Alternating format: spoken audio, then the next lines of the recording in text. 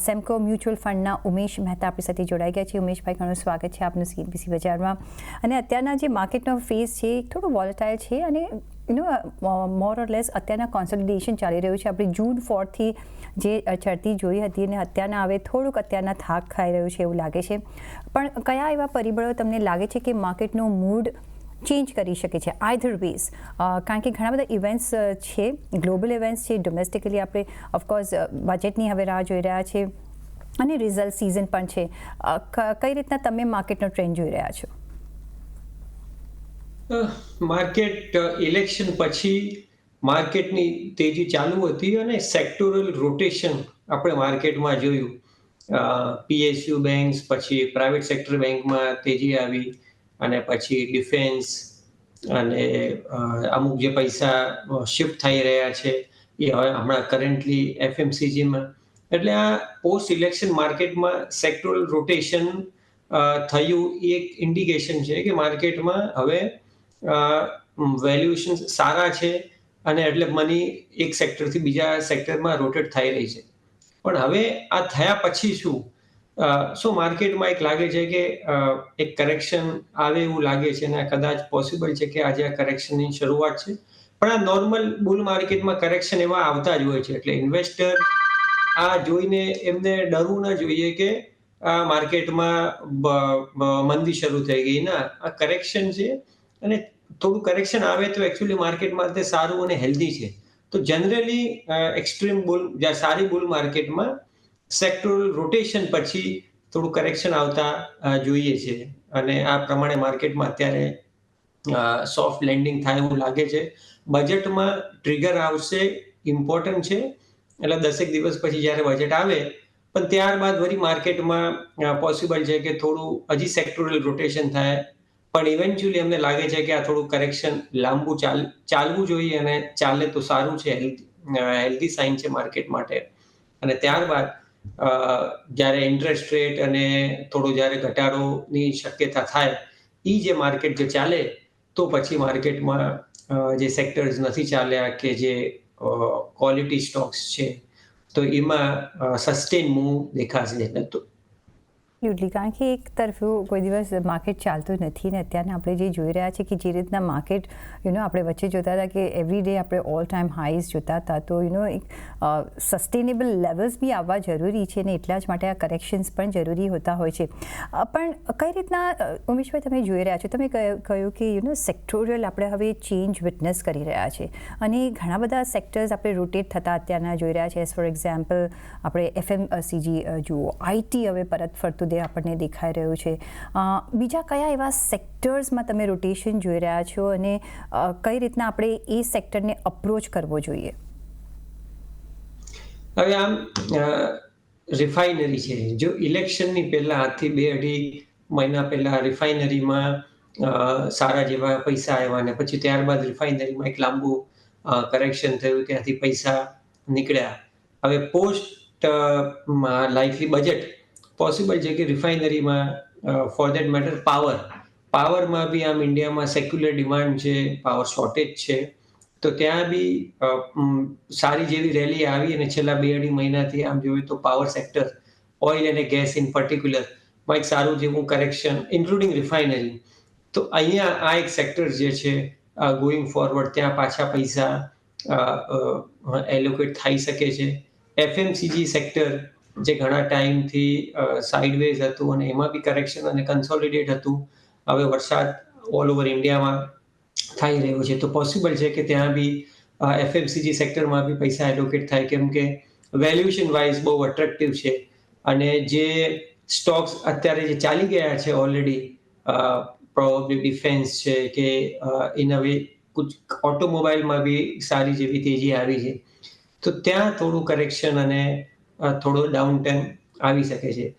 ઓટોમોબાઈલમાં in particular 4-વ્હીલરમાં આજે price cut આવવાના શરૂ થયા છે. તો એ એક ઇન્ડિકેશન આપે છે કે ત્યાં થોડી સમસ્યા બની રહી છે અને કદાચ માલ નથી વેચાતો કે કોમ્પિટિશન વધી ગયું છે. તો ઓટો સેક્ટરમાં પોસિબલ છે કે પ્રોફિટ બુકિંગ ઇન્વેસ્ટરોએ કરવું જોઈએ અને થોડી રાહ જોવી જોઈએ, કેમ કે ઘણું બધું ચાલી ગયા છે ઓલરેડી, અને આ છેલ્લા 12 મહિનામાં ઓટો સેક્ટરે બહુ સારું રિટર્ન આપ્યું છે.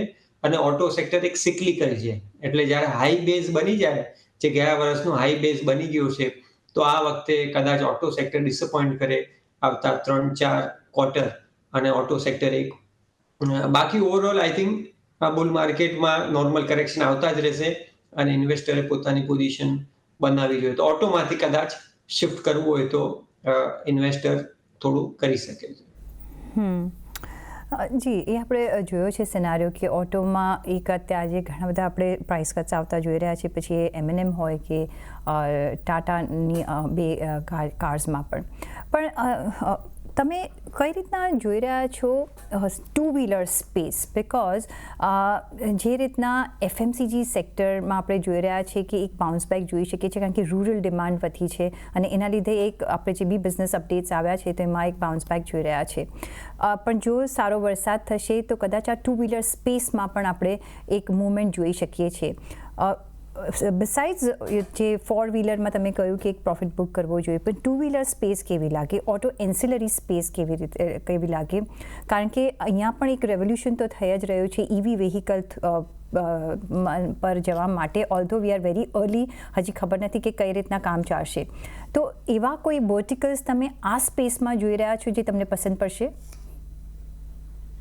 ટુ વ્હીલરમાં એકચ્યુઅલી તો પેનિટ્રેશન હજી બી જે ઇન્ડિયાની જનસંખ્યા છે અને જે પ્રમાણે છેલ્લા 2 વર્ષોમાં 3 વર્ષોમાં ગાડીઓ વેચાઈ છે, ટુ વ્હીલર જે બહુ એટલા ઝડપથી નથી વેચાયા. ટુ વ્હીલરને સ્ટેડી સ્ટેટ ડિમાન્ડ પ્રમાણે માર્કેટમાં સેલ્સ આવ્યું છે. તો પોસિબલ છે કે ટુ વ્હીલરમાં થોડું સસ્ટેન થાય.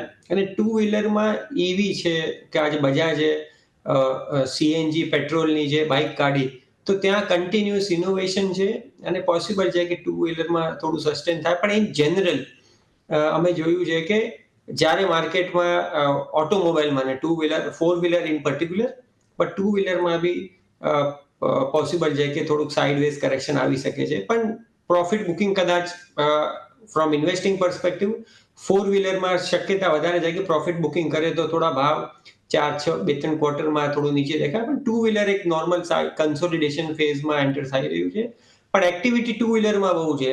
ઓલા ઇલેક્ટ્રિકની જ્યારે હમણાં IPO 1-1.5 મહિના પછી જ્યારે આવશે, ત્યારે ત્યાં પોસિબલ છે કે વળી પાછું થોડુંક સેક્ટોરલ રીરેટિંગ થાય અને ત્યાં પાછું ટુ વ્હીલરમાં એક ફરીથી ટ્રેક્શન આવે.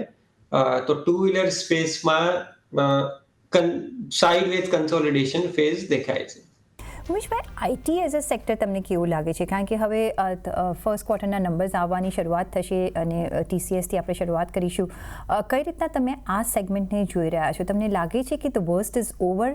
કારણ કે જે રીતના બિઝનેસ અપડેટ્સ આવી રહ્યા છે, જે રીતના એમની ઓર્ડર બુક છે, અને ઓફકોર્સ થોડું અહીંયા પણ આપણે મે બી એક કોન્સોલિડેશનનો ફેઝમાંથી બહાર નીકળતા કદાચ જોઈ રહ્યા છે, પણ we'll have to wait till the US elections are over, અને પછી તમને લાગે છે કે વધારે પિકઅપ આવશે. પણ અત્યારના શું એ ઓપોર્ચ્યુનિટી બની રહી છે ઇન્વેસ્ટમેન્ટ કરવા માટે? અત્યારે કન્ઝર્વેટિવ જો ઓપોર્ચ્યુનિટી જોવી હોય તો IT સેક્ટર સ્પેસ એક સારું દેખાય છે. અને એમાં લાર્જ કેપ્સ, લો વોલેટિલિટી સ્ટોક્સ છે, અને એમાં પોસિબલ છે કે ગોઈંગ ફોરવર્ડ આવતા 2-3 ક્વાર્ટરમાં રીરેટિંગ થવાની શક્યતા છે. કેમ કે માર્કેટમાં પૈસા, અને જે છેલ્લા આપણે 1.5 વર્ષથી જોયા, જે ડિફેન્સ અને આજે બધા જે સેક્ટરમાં શેર્સમાં સારા પૈસા બને, રીરેટિંગ થયું. તો IT સેક્ટરનું એઝ અ હોલ ડીરેટિંગ થયું છેલ્લા 1.5-2 વર્ષમાં. અને જ્યારે અર્નિંગ્સ ગ્રોથ થોડી ઘણી બી આવશે, કારણ કે બેઝ ઇફેક્ટ લો છે, અને જ્યારે અર્નિંગ્સ ગ્રોથ આવશે તો જે રીરેટિંગ થશે, તો એના કારણ ઇન્વેસ્ટરને સારો જેવો લાભ થતો દેખાય છે. તો અને IT સેક્ટરમાં આઈ થિંક બાસ્કેટ અપ્રોચ રાખવો જોઈએ, કેમ કે એમાં રિસ્ક એડજસ્ટેડ રિટર્ન સારા દેખાશે ઇન્વેસ્ટરને. પણ અહીંયા અગેન નાવ એક આપણે અહીંયા પણ આપણે જો વર્ટિકલ્સ શોધવા હોય કારણ કે આપણે અહીંયા પણ એક રેવોલ્યુશન જોઈ રહ્યા છે કારણ કે AI હવે આપણે ઘણું સાંભળી રહ્યા છે બ્લોકચેન છે ને જ્યાં ઘણી બધી ઓપોર્ચ્યુનિટી ઇન્ડિયામાં રહેલી છે ને આપણે એની which ways we are a good service provider કઈ રીતના તમે જોઈ રહ્યા છો કયા વર્ટિકલ્સમાં તમે વધારે ધ્યાન રાખશો when you are thinking of IT investment? તો ટેલિકોમ સેક્ટર જે છે એમાં કોન્સન્ટ્રેટેડ ગ્રોથ રહેશે એટલે જે આઈટી કંપની ટેલિકોમ સ્પેસને કેટર કરે છે પછી જે આઈટી કંપની ડિફેન્સ સેક્ટરને કેટર કરે છે પણ એઆઈ જે છે એ જનરલ નાની હોય કે મોટી કંપની હોય બધી જ કંપનીઓ પોતાના સિસ્ટમ્સ અને પ્રોસેસમાં એઆઈ યુઝ કરીને એફિશિયન્સી ઇન્ક્રીઝ કરે છે તો એઆઈ ઇન પર્ટિક્યુલર ને આપણે આઈડેન્ટિફાઈ કરીને કંપનીમાં ઇન્વેસ્ટ કરીને પોસિબિલિટી નથી દેખાતી કેમ કે જેનરિક છે એઝ અ એનેબલિંગ ટૂલ તો અગર ઇન્વેસ્ટરને ફોકસ કરવું હોય કે આપણે સ્પેસિફિક બેટ લેવી છે આઈટીમાં પ્રોડક્ટ તો Oracle financial they have a great product તો યા તો પ્રોડક્ટ રિલેટેડ કંપનીમાં પૈસા ઇન્વેસ્ટ કરે અને ડિફેન્સ આજે આઈટી ક્ષેત્રમાં અમુક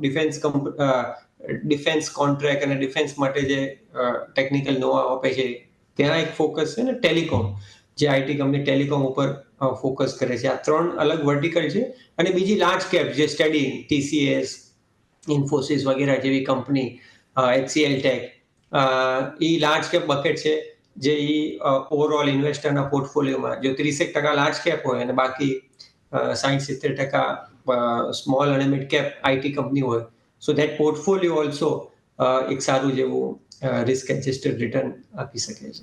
ઇન્ફ્રા એક બીજો એક એરિયા છે જેમાં બધાનું ફોકસ રહેલું છે પછી as a investor or budget 3થી પણ આપણને એમાં ફોકસ દેખાશે કારણ કે ડેવલપ્ડ કન્ટ્રી તરફ આપણે આગળ વધી રહ્યા છે કઈ રીતના તમે ઇન્ફ્રા સેગમેન્ટને જોઈ રહ્યા છો બિકોઝ ઇન્ફ્રામાં ઘણું બધું આવી જાય છે પછી ડિફેન્સ હોય કે પાવર સેક્ટર હોય કે રેલવેઝ હોય કે ઇટ્સ વાઇડ કઈ રીતના તમે જોશો અને સપોર્ટિંગ બિલ્ડિંગ મટીરિયલ પણ આપણે જો આમાં લઈ લઈએ તો કઈ રીતના તમે અહીંયા ચૂઝ કરશો ઇન્વેસ્ટમેન્ટ માટે?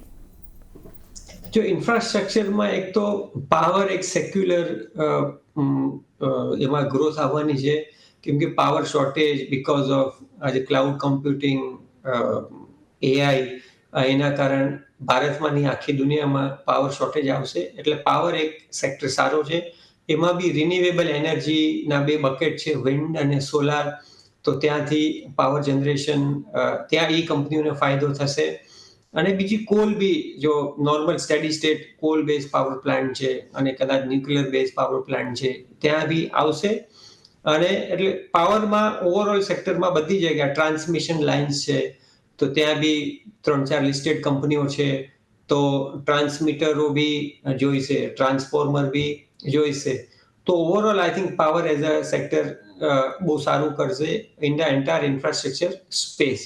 હવે બિલ્ડિંગ મટીરિયલ છે સો બિલ્ડિંગ મટીરિયલમાં સિક્લિકલિટી આવશે કેમ કે આજે જે પ્રમાણે મકાનો બની રહ્યા છે પોસિબલ છે કે સિમેન્ટમાં થોડી સેક્યુલર ડિમાન્ડ રહેશે પણ બીજા બધા બિલ્ડિંગ મટીરિયલમાં ઉતાર ચઢાવ આવશે એટલે ઇન્વેસ્ટર થોડું વેલ્યુએશન જોઈને એમાં ઇન્વેસ્ટ કરે. બીજી વાત ત્રીજી તબક્કો આવે છે કે રોડ અને હાઈવેઝ અને પોર્ટ તો ત્યાં બી ગવર્મેન્ટનું પુશ કાયમ રહેશે અને આ બજેટમાં એક હજી પાછી ક્લેરિટી આવશે કે ગવર્મેન્ટને કેટલી ઇન્ટેન્સિટીથી કેપેક્સ કરવું છે તો ત્યાં બી ગ્રોથ રહેશે પણ જે હેવી ઇક્વિપમેન્ટ સપ્લાયર જે છે ત્યાં પોસિબલ છે કે એકવાર થોડાક ટાઈમ સુધી હજી ગ્રોથ ચાલે પણ ત્યાં પછી ડીપ આવી શકે છે કેમ કે એકવાર જે આપણે ઇક્વિપમેન્ટ લઈ લઈએ કોન્ટ્રાક્ટ કામ કરવા માટે પછી 35 વર્ષની લાઈફ હોય છે ઓન એન એવરેજ તો વી એઝ અ કોન્ટ્રાક્ટર આપણે ઘરે ઇક્વિપમેન્ટ લેવા નહીં જઈએ તો largely I think overall infrastructure સ્પેસમાં power is a safe bet secular bet એમાં રિન્યુએબલ નોન રિન્યુએબલમાં બી સારું ફ્યુચર દેખાય છે. પાવરની ડિમાન્ડ હંમેશા રહેશે અને ઓફકોર્સ આ એક સેક્ટર છે એમાં પણ આપણે એક રેવોલ્યુશન જોઈ રહ્યા છે, ઘણું બધું we can look forward to it, અને લાંબા સમય માટે તમે અહીંયા રોકાણ કરી શકો છો. એક બીજું જે સેક્ટર છે pharma, real wealth is our health, અને હેલ્થ સારી હશે તો આપણે બધા જ ઇન્વેસ્ટમેન્ટ કરી શકીશું. કઈ રીતના તમે જોઈ રહ્યા છો આ સેક્ટરમાં, તમને કેટલી ઓપોર્ચ્યુનિટી લાગે છે? અહીંયા પણ આપણે સારો એવો રનઅપ અત્યારના જોયો છે, તમને લાગે છે કે એ કન્ટિન્યુ થશે, અને કયા વર્ટિકલ્સ તમને અહીંયા ગમશે? ફાર્મામાં જે અત્યારે જે ગ્રોથ જોયો છે એ રહેશે, સસ્ટેન થશે. ઓબ્વિયસલી કન્સોલિડેશન બી વચ્ચે ફેઝ આવશે, પણ આપણને જે ફાયદો થશે ફાર્મામાં, કેમ કે આપણા ત્યાં બહાર આપણા દુશ્મન સાથે ત્યાં ટ્રેડ વોર ચાલી રહી છે. એટલે ચાઇના અને અમેરિકામાં જે ટ્રેડ વોર ચાલી રહી છે એના કારણ અમેરિકા એક બાયોસિક્યોર એક્ટ, જે બાયપાર્ટિઝન એક્ટ પાસ કરવાની તૈયારી છે. એમાં લાર્જલી અમેરિકાને ઈચ્છા છે કે આ બધી જે સપ્લાય ચેન છે, જે પ્રોક્યોરમેન્ટ જે છે, જે બની રહી છે ફાર્માસ્યુટિકલ દવાઓ, એ ચાઇનામાં ન બને, અને એક સનસેટ ક્લોઝ છે 8 વર્ષનો. તો આ લોંગ ટર્મમાં ઇન્ડિયાને ઘણો બધો ફાયદો થશે, કેમ કે ઇન્ડિયા પાસે આજે મેન્યુફેક્ચરિંગ કેપેસિટી છે, આખી વર્લ્ડમાં યંગ પોપ્યુલેશન છે. તો આ એક બહુ મોટો ફાયદો છે. તો CDMO, કોન્ટ્રાક્ટ મેન્યુફેક્ચરિંગ સ્પેસ, એક સસ્ટેનેબલ અપટ્રેન્ડમાં દેખાય છે, અને જો એ બિલ પાસ થઈ જાય તો આઈ થિંક ઇન્ડિયામાં ફાર્મા એઝ અ સ્પેસમાં આવતા 3-4 વર્ષોમાં બહુ સારા જેવા ઓર્ડર આવશે, અને ત્યાં વેલ્યુએશન્સ બી એટ્રેક્ટિવ. અત્યારે તો ફેર વેલ્યુ પર છે, પણ ત્યાં વેલ્યુએશન હજી બી મોંઘા થવાની શક્યતા છે. એટલે CDMO સ્પેસ ઇન જનરલ ફાર્મામાં બહુ સારું લાગે છે. અને જેનરિક જે દવાઓ અમેરિકામાં જે લોકો મોકલે છે ત્યાં બી બહુ મોટી માર્કેટ છે. પોસિબલ છે કે પોસ્ટ ઇલેક્શન થોડી રાહત મળવી જોઈએ ઇન્ડિયન કંપનીઓને, in terms of inspection, in terms of ત્યાં જે બોટલનેક્સ આવે છે. તો overall I think pharma as a space consolidation પર અત્યારે છે, પણ આઈ થિંક એ તેજી સસ્ટેન કરશે અને જાળવી રહેશે. એટલે ઇન્વેસ્ટરને ફાર્મામાં પૈસા લાંબે ગાળે 1-1.5 વર્ષનો વ્યૂ હોય તો બી પૈસા મળવા જોઈએ. બજેટ અપ્રોચ થઈ રહ્યું છે, અને બધાએ વિશ લિસ્ટ રાખી હશે, તમે પણ વિશ લિસ્ટ કદાચ રાખી હશે, અને શું તમે આ વખતે જોવા માંગશો આ બજેટથી? તો પર્સનલ ઇન્કમ ટેક્સમાં જો થોડી રાહત મળે તો સારું છે, કેમ કે છેલ્લા 2-3 વર્ષથી રાહત મળી નથી, અને ઇન્ફ્લેશનનું મીટર અને ઇન્ટરેસ્ટ રેટ બી આમ જોઈએ તો થોડું એલિવેટેડ છે. એટલે એક બહુ રાહત થશે, અને આ રાહતથી જે એન્જિન જે છે, જે કન્ઝમ્પશન એન્જિન છે, પોસિબલ છે કે થોડુંક સ્લો થઈ ગયું છે, કેમ કે આપણે NBFCમાં થોડી જે ડેલિન્ક્વન્સીઝ વચ્ચે જે જોઈ હતી એ બી પ્રોબ્લેમ સોલ્વ થશે. તો ઓવરઓલ આઈ થિંક જ્યારે ઇન્વેસ્ટરની જે સિટીઝન્સના હાથમાં, ટેક્સ પેયરના હાથમાં થોડી જો પૈસા વધારે 2 પૈસા બચશે, તો આઈ થિંક એનો જે કાસ્કેડિંગ ઇફેક્ટ છે એ બહુ મોટો આવશે, અને ઓવરઓલ માર્કેટમાં એનું સારું માર્કેટ એને સારી રીતે રિસ્પોન્ડ કરશે. સો આ એક વસ્તુ છે પર્સનલ ઇન્કમ ટેક્સ. અચ્છા, મને જે કેપિટલ ગેઇન ટેક્સ કે જે શેર્સ ઉપર જે લોકોને જે ડર છે, એ તો ઓબ્વિયસલી જ્યારે બજેટ આવશે અને જ્યારે ન આવે તો ત્યારે એક રાહત આવશે. પણ ઇન જનરલ અમે જોયું છે કે અમેરિકામાં જ્યાં સુધી ટેક્સેશન ટ્વીક ન થાય, કેમ કે અમેરિકા બી એક સારી જેવી ડેફિસિટમાં છે, ગવર્મેન્ટને રેવન્યુઝ વધારવાના બધા જ પ્રયાસો કરવા પડશે, જે બી નવી ગવર્મેન્ટ આવે નવેમ્બર પછી. એટલે જો ત્યાં ટેક્સેશન ઉપર જો ટ્વીક થાય તો આવતા બજેટમાં આપણે બી એક્સપેક્ટ કરી શકીએ. આ જનરલ એક થોટ પ્રોસેસ લાગે છે, પણ ત્યાં સુધી નથી લાગતું કે આ ગવર્મેન્ટ કઈ કેપિટલ ગેઇન ટેક્સ ઉપર કંઈ ટ્વીક કરે. તો આ જો ન કરે અને પર્સનલ ઇન્કમ ટેક્સ થોડો ઘટાડો થાય, થોડો બેનિફિટ લાગે છે કે કદાચ ગવર્મેન્ટ આપશે, તો માર્કેટમાં એક સારો જેવો ફીલ ગુડ ફેક્ટર આવશે, અને આ એક એક્સપેક્ટેશન વિશલિસ્ટ છે. બાકી સેક્ટર કંપની ઇન્ડસ્ટ્રી સ્પેસિફિક તો બધાએ લિસ્ટ આપી જ છે, પણ ઇન જનરલ જે આપણે ઇન્વેસ્ટર પોઈન્ટ ઓફ વ્યૂ જોતા હોઈએ છીએ, તો આ જો આવી જશે તો ઇન્વેસ્ટરને સારો જેવો ફાયદો થશે. જી, એબ્સોલ્યુટલી. અને આપણને 23મી જુલાઈએ ખબર પડશે કે કેટલું આપણું વિશલિસ્ટ પૂરું થાય છે કે નથી થતું. પણ ઓન ધેટ નોટ, ઉમેશભાઈ, ઘણો આભાર તમારો અમારી સાથે જોડાવા બદલ, અને આપના વેલ્યુએબલ વ્યૂઝ એઝ યુઝ્યુઅલ અમારી સાથે શેર કરવા બદલ.